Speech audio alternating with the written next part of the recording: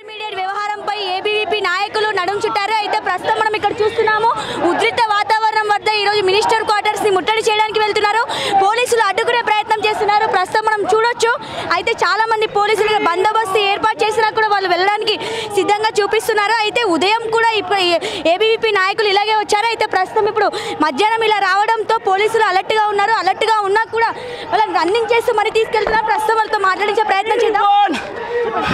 ఈరోజు ఏబీపీ ఆధ్వర్యంలో ఈ యొక్క మినిస్టర్ క్వార్టర్స్ ముట్టడి చేయడం జరుగుతుంది.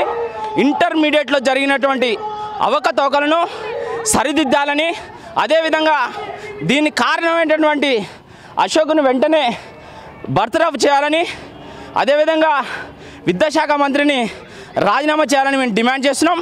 ఈరోజు ఇంటర్మీడియట్ ఫలితాల్లో అత్యంత ఘోరమైన పరిస్థితి నెలకొన్నది. మార్కులు ఇవ్వటంలో ఇంటర్మీడియట్ బోర్డు వ్యవస్థ పూర్తిగా నిర్లక్ష్యం. ప్రస్తుతం చూస్తున్నాము పోలీసులు అయితే ఏ ఒక్కరిని కూడా మినిస్టర్ క్వార్టర్స్కి అలో చేయడానికి పర్మిషన్ ఇవ్వడం లేదు.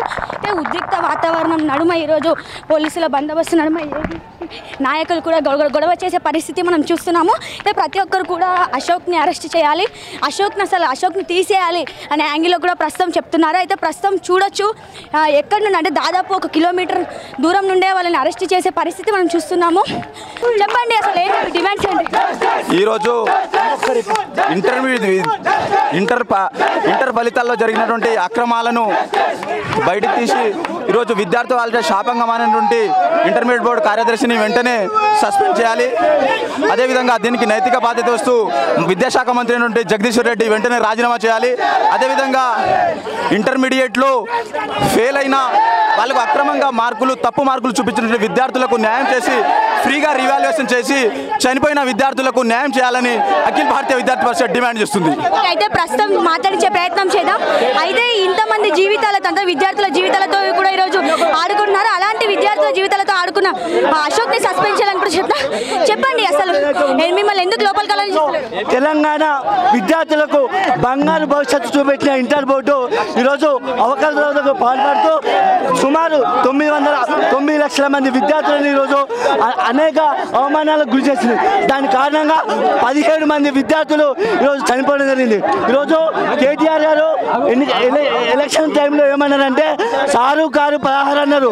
అంటే 16 మంది విద్యార్థులు చనిపోయినాక కూడా ఈ విషయాలపై సీఎం గారు ఎందుకు స్పందించలేదని ఈరోజు ఏబీవీపీ డిమాండ్ చేసింది. వెంటనే సీఎం ఏవైతే ఉన్నదో సీఎం కేసీఆర్ ఈరోజు మీడియా ముందుకు వచ్చి ఈ విషయాలపైన వెంటనే స్పందించాలని ఏబీవీపీ డిమాండ్ చేస్తుంది. అదేవిధంగా ఏ విద్యార్థి అయితే ఈరోజు రివాల్యుయేషన్కు రికౌంటింగ్కు రీవెరిఫికేషన్ దరఖాస్తు చేసుకున్నారో ఆ విద్యార్థులందరికీ ఫ్రీగా వాల్యుయేషన్ చేయాల్సిందిగా ఏబీవీపీ డిమాండ్ చేస్తుంది.